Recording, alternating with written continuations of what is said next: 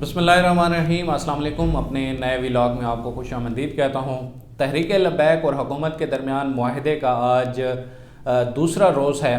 جی T road پر صورتحال کافی حد تک نارمل ہے۔ اسلام آباد میں بھی تمام راستے کھل گئے ہیں، لیکن اس معاہدے کے حوالے سے کافی چہمگوئیاں ہو رہی ہیں اور اعلیٰ سطح پر جو ہے کچھ ناخوشگواری یا ایک دوسرے سے جو ہے وہ ناراضگی کی خبریں بھی سامنے آ رہی ہیں۔ اور جو اس معاہدے میں گارنٹر بنے ہیں اور 2 رکنی کمیٹی کو جو لیڈ کر رہے تھے، وہ کہتے ہیں کہ ہم 10 دن تک اس معاہدے پر بات نہیں کریں گے۔ خیر، ہم بھی چاہیں گے کہ اس پر کوئی نیگیٹیوٹی پر بات کرنے کی بجائے پازیٹیوٹی کو ڈھونڈیں تاکہ جو معاملات ہیں وہ بہتر طریقے سے آگے چل سکیں۔ نادر بھائی میرے ساتھ موجود ہیں۔ سب سے پہلے تو ان کا شکریہ ادا کرتا ہوں کہ انہوں نے ٹائم دیا۔ ان سے بات کریں گے اور جانیں گے کہ پچھلے 48 گھنٹوں میں جو ڈیولپمنٹس ہو رہی ہیں، کیا چیزیں مثبت جانب چل پڑی ہیں یا ابھی بھی کوئی خطرہ باقی ہے۔ تھینک یو سو مچ نادر بھائی، آپ نے ٹائم دیا۔ بتائیے گا کہ جو پچھلے 48 گھنٹے میں معاہدے کے بعد سے جب مفتی منیب الرحمان صاحب جو ہے وہ کنٹینر پر جا کے بات کی ہے اور پھر وہ کراچی بھی پہنچ گئے ہیں، چیزیں کس طرف جا رہی ہیں؟ بہت شکریہ عمران۔ آپ کو یاد ہے کہ 2 دن پہلے ایک پریس کانفرنس ہوئی اسلام آباد میں، تو جب ہماری سوالات کی باری تھی، ہم نے سوالات کرنے تھے، مفتی منیب الرحمان صاحب نے ایک جملہ کہا تھا کہ action specs louder than words, کہ عمل بات کرے گا، اب ہم بات نہیں کریں گے۔ تو اس کی جو پہلی چیز ہے وہ ہمیں نظر آ گئی رات کہ جب تقریباً 860 وہ افراد جن کے اوپر کوئی مقدمہ درج نہیں تھے ان کو رہا کر دیا گیا۔ بالکل، یہ ہمارے ذرائع اس کو کنفرم کر رہے ہیں، ریلیز ہو چکے ہیں باقاعدہ۔ تو اس کا مطلب یہ ہے کہ پیش رفت ہونا شروع ہو چکی ہے۔ البتہ مظاہرین ابھی بھی بیٹھے ہوئے وہاں پر، جو پارک ہے کیا کہتے ہیں وزیر آباد کے ساتھ، جہاں پر وہ جمع ہے، وہاں پر خیمے لگے ہوئے ہیں، وہ اپنی ایکٹیویٹیز جاری رکھے ہوئے ہیں۔ اور اس ساری صورتحال میں یہاں پر بھی اس سطح کی فیض آباد میں ڈپلائمنٹ نہیں ہے، لیکن حفظ ما تقدم جسے کہتے ہیں، کنٹینرز کی ایک بڑی تعداد روڈوں کے سائڈوں پہ پڑی ہوئی ہے اور کچھ فورسز بھی ڈپیوٹ ہیں۔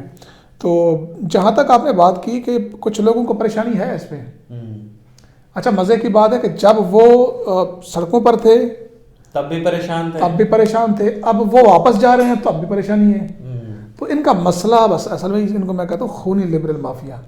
یہ ایسا مافیا ہے جن کے پاس کوئی اقدار کی کوئی ایک چیز نہیں ہے کہ کسی ایک یعنی کہ اس پہ کھڑے ہو جائیں کسی ایک، یہ بس جلدی پر تیل کا کام کرنے والے لوگ تو لگتے ہیں۔ اگر آپ اچھا کریں تب بھی ان کو کیڑے نظر آتے ہیں، برا کریں تب بھی کیڑے نظر آتے ہیں۔ تو آپ انہیں کوئی ایک تو سٹینڈ اپنا ہے نا۔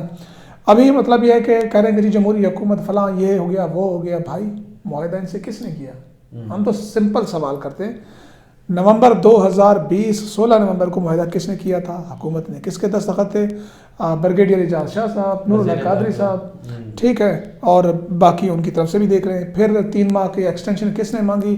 اور وزیر اعظم نے قوم سے خطاب آ کر کیوں کیا اور کیوں کہا کہ ہمیں 3 ماہ مزید اس پہ ہم کرنا چاہتے ہیں؟ تو پھر جب آپ کو وعدہ یاد دلایا جائے تو پھر آپ کہتے ہیں کہ جناب یہ ہو گیا وہ ہو گیا۔ تو اب میرے خیال میں چیزیں پازیٹیو جانا شروع ہو چکی ہیں، اس کا عملی اظہار ہے۔ البتہ فرانس کے معاملے پر بار بار اس کا تکرار کیا جا رہا ہے۔ آپ دیکھ رہے ہوں گے جی ہوا کیا فرانس میں، تو یہ تو سارا معاملہ ہی دستبردار کر کے چلے گئے۔ میں پہلے دن سے رپورٹ کر رہا ہوں، میرے سارے ولاگ آن ریکارڈ پڑے ہیں کہ فرانس کے معاملے پر تحریک لبیک نے اپنے موقف میں لچک دکھائی تھی، اور وہ اس حد تک دکھائی تھی پارلیمنٹ میں معاملہ آپ پارلیمنٹ میں لے جائیں، بحث کرائیں، ہو یا نہ ہو۔ ناظر بھائی، ایک بڑی ڈیولپمنٹ ہو رہی ہے کہ مفتی منیب الرحمان نے جو بات کی ہے کہ آپ جلد تحریک لبیک کو ایک آئین کے دائرے میں رہتے ہوئے سیاسی جماعت کے طور پر کردار ادا کرتے دیکھیں گے۔ اور پہلی دفعہ انہوں نے یہ کہا ہے کہ جو صبغت اللہ راشدی صاحب ہیں، پیر پگاڑا صاحب، انہوں نے بھی اس معاملے کو سیٹل کرنے میں مفتی منیب صاحب کی حمایت کی ہے۔ تو آپ کیا دیکھ رہے ہیں کہ پورے پاکستان میں اہل سنت ایک سنیوں کی سیاسی جماعت کے طور پر تحریک لبیک کا مستقبل کیا ہوگا؟ دیکھیں، مستقبل کے بارے میں ہم کچھ کہنا قبل از وقت ہوگا، لیکن اگر ماضی کو دیکھا جائے تو اس کی روشنی میں ہم یہ کہہ سکتے ہیں کہ وہ اس وقت ایک دینی فورس کے عنوان سے پہلے نمبر پہ ہے۔ بالکل، سیاسی فورس کے حوالے سے دیکھیں تو آپ کو 30 نمبر پر آتی ہے پورے پاکستان میں۔ آپ پنجاب میں دیکھیں تو وہ 30 نمبر پر ہے، سندھ میں چلے جائیں 30 نمبر پر ہے، اور ان کے ووٹ بینک دیکھیں تو تقریباً آپ کو ضمنی الیکشن میں عموماً ہوتا ہی ہے کہ ضمنی الیکشن میں حکمراں جماعت کو ووٹ پڑتے ہیں، لیکن وہاں پر بھی ان کا ووٹ نہیں ٹوٹا، ووٹ انٹیکٹ ہے۔ تو اس کا مطلب یہ ہے کہ یہ بڑے بڑے حلقوں میں بڑے بڑے برج لٹنے میں بڑا کردار ادا کر سکتے ہیں۔ البتہ ایک میں بات کرتا ہوں تحریک لبیک کے لوگوں کو یہ ناگوار گزرتی ہے، پھر کر دیتا ہوں کہ اگر انہوں نے کسی حکمت عملی کے تحت کوئی اچھی پلاننگ کر لی تو پورے ملک سے 3-4 سیٹیں یہ لینے کے اہل ہو سکتے ہیں. اس میں بارگین ہوتی ہے کہ اس حلقے میں آپ نے کھڑا نہیں کرنا، اس میں میں نہیں کھڑا، یہاں پہ میں آپ کو سپورٹ کروں گا. وہاں سیٹ ایڈجسٹمنٹ اچھے انداز میں کر لی تو 2-3-4 حلقے ایسے ہی یہ نامینیٹ کر سکتے ہیں. اور پھر پارلیمان میں یہ کہتے ہیں کہ پارلیمان بار بار کہتے ہیں ہماری پارلیمان میں آواز نہیں ہے، تو پارلیمان میں ان کی نمائندگی آ جائے گی. لیکن اگر یہ کہیں گے ہر حلقے میں کھڑے ہو جائیں اور اگلی دفعہ ہماری حکومت ہوگی تو ایسا نہیں ہوتا. ارتقائی سفر جو طے کرنا پڑتا ہے آپ کو. اچھا، اس میں تحریک انصاف اور تحریک لبیک کا جو ایک پہلے پچھلے الیکشن میں بھی پچھلے دھرنے کے دوران شیخ رشید نے کہا تھا کہ ہم نے کہا ہے کہ آپ مل کر ہمارے ساتھ الیکشن لڑیں اور چلیں.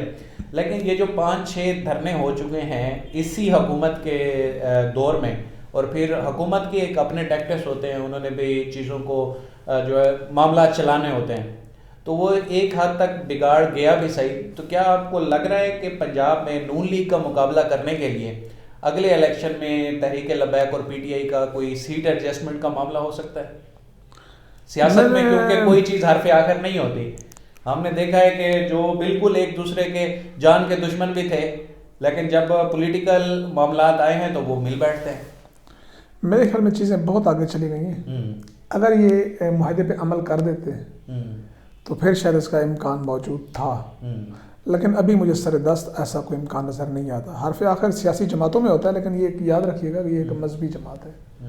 مذہبی جماعت کا جو سینٹیمنٹ ہوتا ہے وہ عام ورکر سے بہت زیادہ مضبوط، گہرا، اور وہ کسی سے نفرت کرتے ہیں تو پھر آخری حد تک کرتے ہیں، کسی سے محبت کرتے ہیں تو آخری حد تک کرتے ہیں. یہ آپ دیکھیں کہ اس چیز میں کہ پاکستان میں کوئی حکومت ایسی نہیں آئی جس نے ناموس رسالت کے معاملے پر اتنا زیادہ کام کیا ہو. اب جو رحمت للعالمین اتھارٹی بن رہی ہے اور اس میں کہا گیا ہے کہ ہر مکتبہ فکر سے عالم دین جو ہوں گے، بڑے بڑے اسکالرس، ان کو بٹھایا جائے گا اور ناموس رسالت کا معاملہ انٹرنیشنل لیول پہ اجاگر کرنے کے لیے یہ حکومت کام کرے گی. تو وہ بھی ناموس رسالت کے لیے کام کر رہے ہیں. یہ بھی ایک حکومت کی پاور زیادہ ہوتی ہے، حکومت زیادہ متحرک کام کر سکتی ہے. تو ان چیزوں کو کر کے کیا دونوں جماعتوں کے درمیان بارگین ہو سکتا ہے کہ نہیں؟ میرا خیال ہے کہ یہ ایک زیادہ کلوز جا رہی ہیں دونوں جماعتیں. تو پنجاب میں کیونکہ دونوں کا ایک اگر پولیٹیکل ابھی جو دیکھا گیا پچھلے 2 دن مسلم لیگ نون ہے، اس کو توڑنے کے لیے تو جی 2 دن کی ڈیبیٹس دیکھ لیں آپ، میڈیا پہ جو چل رہی ہیں وہ آپ کو بتا رہی ہیں کہ جو پاور کوریڈورز ہیں وہاں پر تقسیم موجود ہے. اور یہاں پر تو یہاں تک بھی بات چلی گئی ہے کہ آرمی چیف کو عمران خان سیک کرنے کا فیصلہ کریں. میں نہیں کہہ رہا، نجم سیٹھی اور اس طرح ٹائپ کے جو لوگ ہیں وہ اپنے افتخار احمد کا بھی کوئی ٹویٹ آیا، افتخار احمد بھی کہہ رہے ہیں کہ جناب وزیر اعظم اس کے اوپر کوئی رد عمل دیں گے عنقریب. لیکن توقع ہے کہ ان کے مطابق تو اس معاہدے میں ان کا کنسنٹ بھی شامل نہیں ہے وزیر اعظم کا. یہ جو ساری چیزیں ابھی ہوئی ہیں وہ ڈیفینیٹلی آپ کو یاد ہوگا بنی گالا موجود تھے تو ایک بنی گالا اجلاس چل رہا تھا، اچانک خبر آئی کہ شاہ محمود قریشی اور حکومتی ٹیم جا کے ملی ہے. اور اسی دن یعنی کہ آپ دیکھیں کہ مفتی منیب الرحمن صاحب نے ایک اسٹیٹمنٹ دیا، وہ اسٹیٹمنٹ میڈیا پہ فلیش ہوا کہ شاہ محمود قریشی ان کو کردار ادا کرنا چاہیے، اور انہوں نے کردار ادا کیا. اسی دن کردار ادا ہو گیا اور کسی کو پتہ نہیں چل رہا تھا. اور وہاں پہ جب میں نے یہ خبر بریک کی تھی چیزیں سیٹل بھی ہو گئی اور رات کی چیزیں، تو بہرحال یہاں پہ ایک تقسیم تو موجود ہے، ایک نقطہ نظر موجود ہے اس طرح کا. انشاءاللہ جی مزید اپڈیٹس جو سامنے آتی ہیں وہ بھی آپ تک پہنچائیں گے. ابھی جو ڈسکشنز چل رہی ہیں اس پر کچھ ہم نے اپنا پوائنٹ آف ویو آپ کے سامنے رکھا اور خبریں آپ تک پہنچا رہے ہیں. انشاءاللہ مزید بھی اپڈیٹس آپ تک شیئر کرتے رہیں گے. آپ تک کے لیے اتنا ہی. Thank you so much.